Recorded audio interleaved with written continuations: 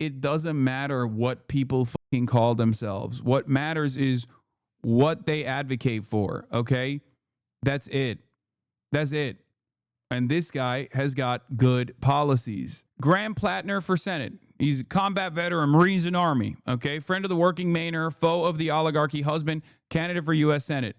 This guy is running for U.S. Senate, anti-Zionist, very progressive, has all of the progressive bona fides, okay? I'm going to look a little bit deeper into his campaign. I haven't like fully analyzed it, but and I'm going to link up with him and do some with him as well. We live in a society in which we've been told a story that power is not for us. Power is not for the people. There is a different class, a different type of person whose job it is to wield power, to be a CEO, to be a politician. This is not true. This is false. Power exists for those who are willing to. I've been hurt before, okay? I advocated for one ogre, and I need to really see what his background looks like, okay? But he's already being presented as Maine's own Zohran, all right? Here's Edinger Mentum who said that. Here, let's just look at his campaign kickoff video, okay? What I love most about Maine are the people. I have never met people who are more hard scrabble, even in a place that requires you to work like 2 or 3 different jobs. We have watched this state become essentially unlivable for working class people, and it makes me deeply angry. My name is Graham Platner, and I'm running for U.S. Senate in Maine to defeat Susan Collins. A decade of military service going overseas, farming oysters to feed my community, diving to lend a hand to other fishermen, trying to start a family. But everywhere I've gone, it seems like the fabric of what holds us together is being ripped apart by billionaires and corrupt politicians. Yeah, progressive mind in a MAGA body. Progressive mind in an Aryan Brotherhood body. Look, I don't give a fuck what someone's background is. You guys know this. I am agnostic to the optics. I do not care. You can be a 33-year-old brown Muslim dude who is a socialist. You can be the type of dude that looks like he's a tier 1 operator going on the Sean Ryan podcast to talk about how, you know, he was door kicking in Fallujah. All right. As long as what's coming out of your mouth and the values that you believe align with mine, I'm there for you. Okay. It don't matter. America's an incredibly fucking diverse country. That's it. Profiting off of destroying our environment, driving our families into poverty, and crushing the middle class. I did 4 infantry tours in the Marine Corps and the Army. I'm not a... I'll be honest, I don't really like how much he fucking posts that as well, but I guess that's for election stuff. You know me. I fucking hate the Democrats like that constantly go, this is the Amy McGrath method, you know? Democrats love a veteran, okay? They love a veteran. Okay, having said that, there are left flank vets out there, and this guy seems to be one of them. Okay, there are also a lot of neoliberal Air Force guys and gals who are like a lot of neolib Air Force veterans who love talking about like, I killed children. Okay, I did so many drone strikes. It was awesome. I'm a much more patriotic figure than my Republican opposition is, okay? He doesn't even want to kill children overseas. I do. Like, when Democrats run with that shit, I'm so annoyed by it. He's not really doing that. He's not really doing that. I don't know how this will read to people in general, because he is like, he does look the part. He is very, he is very grunt force. Afraid to name an enemy, and the enemy is the oligarchy.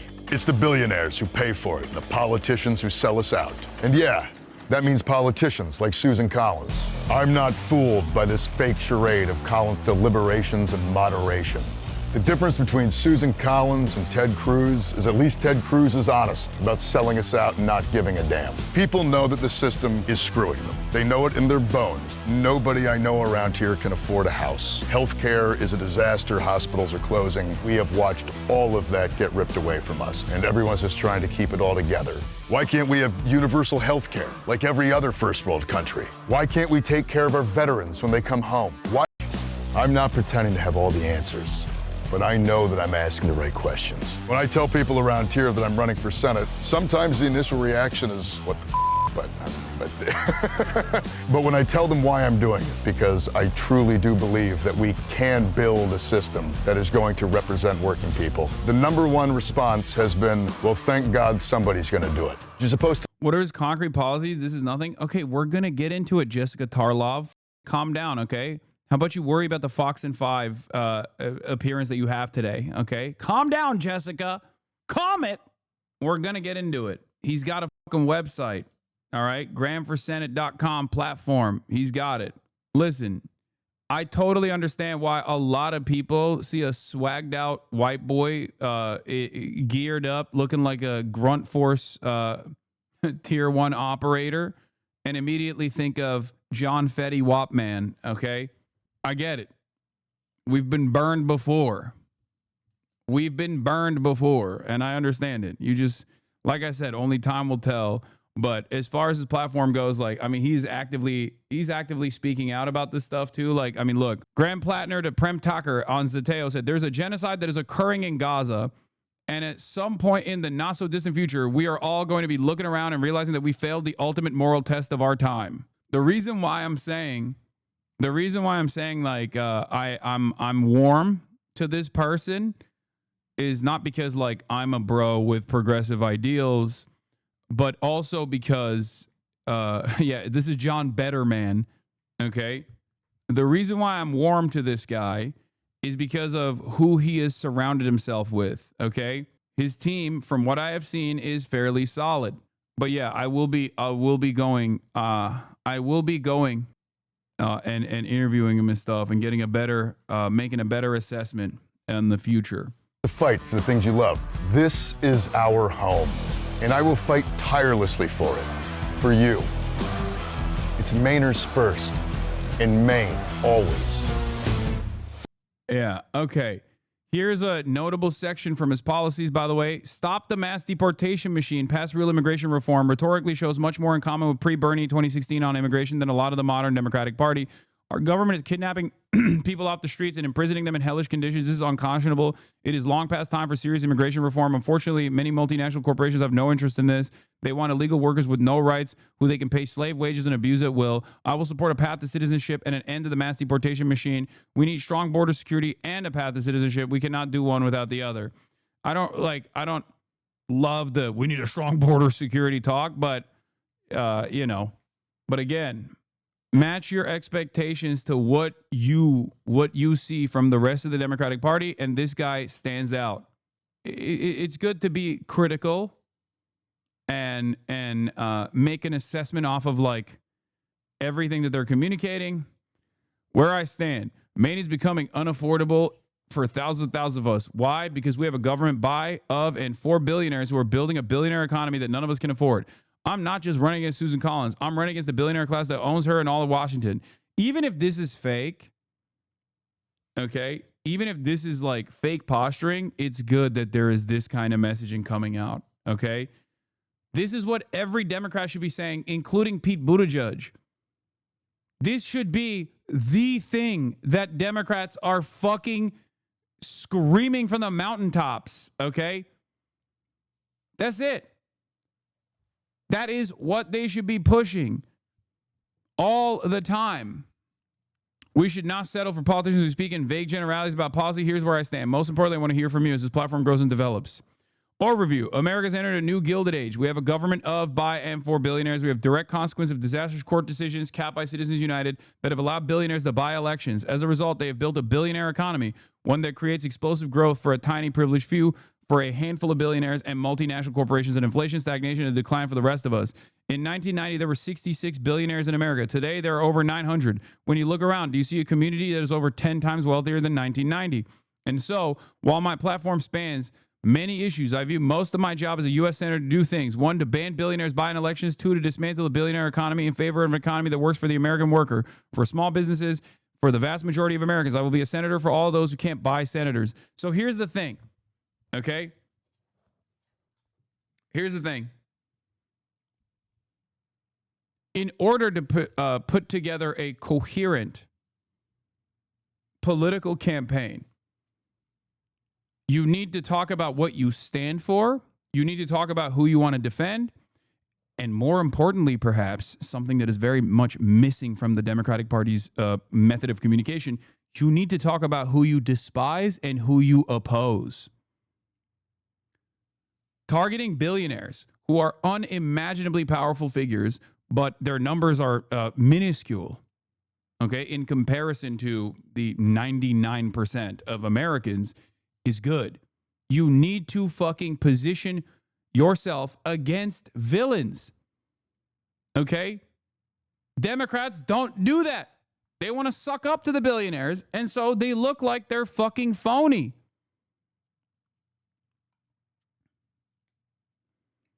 Ban billionaires buying elections. Rebuild our failing healthcare system. Our system for profit health insurance is a disaster. We pay more than any other country in the developed world. Healthcare is a basic human right, not a privilege, not a perk, a right. As a veteran, I'm fortunate to receive quality care through the VA, but Americans should not have to put on a uniform or fight in misguided foreign wars just to get decent healthcare. Every single person in this country deserves good healthcare, no matter who you are. We have rural hospitals closing because of policy choices made by Republicans like Susan Collins. Like, I'll tell you something, okay? Democrats especially, who are guided by fear of fucking up, oftentimes don't take strong positions that they are worried will not reflect positively. Like they're worried that like they'll say something that the media will take on and just like yell about. Israel's a great example of this. Some of them are indecent charlatans, and some of them do have this misguided fear that if they speak out against Israel, that they won't actually be rewarded by the population, by the broader population, which they will, 100,000%. But they are worried that like people will come and fucking petition their speeches and things like that. They'll get suppressed by all of the different organs that are pro-Israel that have made themselves irreplaceable, seemingly, in the eyes of the DC bubble in American politics and in the American media system. Okay? I think a guy like this could just like very easily also take a strong anti-war position, given his background, to be like, I don't think we should be doing any of these fucking wars at all. I think it's a jobs program, and it's utterly ridiculous how much we are destroying the next generation so that they can get a leg up. These systems, these social services should be provided unconditionally to every single person living on U.S. soil, and that on top of that, the military's focus as a jobs program should be on rebuilding this country and infrastructure projects rather than fucking, rather than constantly waging war and destroying the global south. That is a position that a guy like this could take, okay? I don't know if that's something that he genuinely believes or not, but that's something that many people would be so afraid to say out loud because they're worried that people will go, oh, you're an anti-patriotic fucking terrorist or whatever, right? It's not a problem to say these things, especially when you got Donald motherfucking Trump, who presents himself, who has the audacity to present himself as an anti-war guy. American foreign policy has been deliberately, American foreign policy by design in the media it never takes the forefront of political messaging. It's not something that people care about when it comes to elections either, okay? This is the attitude that people have in D.C. That is by design, because if American foreign policy was at the forefront, people would recognize how violent America is, and people would start asking questions about, like, why are we giving hundreds of billions of dollars to all these other fucking countries, or even waging wars overseas? Like, why the fuck are we doing that? And we're creating a lot of animosity against us around the world. So for that reason, the media rarely ever talks about it, or have a complete bipartisan stranglehold on permanent warfare, permanent military contracts, constant fucking money going into the military industrial complex. Okay? But that has created this very weird position where America as a nation state relies on constant extraction of natural resources from the global south to exist in the ways that it does, to offer the limited amount of comforts that it does to the labor aristocracy, while simultaneously the average American believes that they're anti-war. Okay? Because if they were aware that this entire system is designed on permanent military conflict, they probably would have, they probably go on either side of this equation. Some would say, I'm being honest. I like that we're fucking killing children overseas as long as I can get a t-shirt for $5. And others would say, I think this is unconscionable. We should actually focus on isolationism, whatever you want to do with that, that ideology. There are plenty of Americans right now, though, that feel like they're anti-war. They're anti-war. And yet no politician sincerely communicates this message because they're too afraid. They're too afraid that we call a terrorist. Okay? They should do so. They should do that. I call it now. This white guy's not a real one. I know that everybody wants to be right. And I don't even fault you for being cynical, okay? I do not fault you for being cynical. Having said that, he has a lot of decent people around him. Though he's a political newcomer, Platner has said he's brought on board two progressive strategists who have experience successfully running against establishment-favored Democrats, Morris Katz, a top ad maker for New York City Democratic mayoral nominee Zohran Mamdani, and Joe Calvello, a former senior aide to John Fetterman. Joe's a good dude, okay? Don't hear the John Fetterman thing and then immediately assume he's a bad guy. Joe's got chops. Former Fetterman guy, okay? That's not a red flag. Former. Joe's worked for Bernie. And he is not out of like a lot of these advisors, okay? These are DSA guys. It's not Joe Calvello's fault that John Fetty Wapman got hit with the pro-Israel stroke gun, okay? It's not his fault, bro. What do you mean? Unless you're saying he was like sneaking in some extra hot dogs so that his cholesterol spiked and then he got hit with that stroke gun. I don't want to hear about how his involvement here was consequential in the political evolution, or rather devolution and regression of the fucking ogre man. I think people should also be unashamed of calling themselves socialists as well. I don't think it has that stink that people think it has. I know maybe I'm bubbled in here to say stuff like that. I think it's not a thing that you should fear. It's not a moniker that you should be afraid of. It actually, I think, presents you as a different kind of Democrat. The good kind of Democrat, like a Democrat fighter. I think the association with the DSA and any other like left flank organizations will be seen as a positive and not a negative, in the way that like liberals have fucking deluded themselves into thinking for far too long. What I mean by this is there's a lot of enmity towards the Democrats because of their inability, because their lack of interest in fighting back against the Republicans. If more and more Zohran-style candidates are propping up left and right, okay, bro, it's Maine Lamau. You are in California, in North Hollywood. Oh, you are bubbled in. This is Maine. It doesn't matter what people fucking call themselves. What matters is what they advocate for, okay? That's it. That's it. And this guy has got good policies, okay? Turn off the fucking liberal brain that causes you to lead by fear. Liberals need to stop being fucking cowards, okay?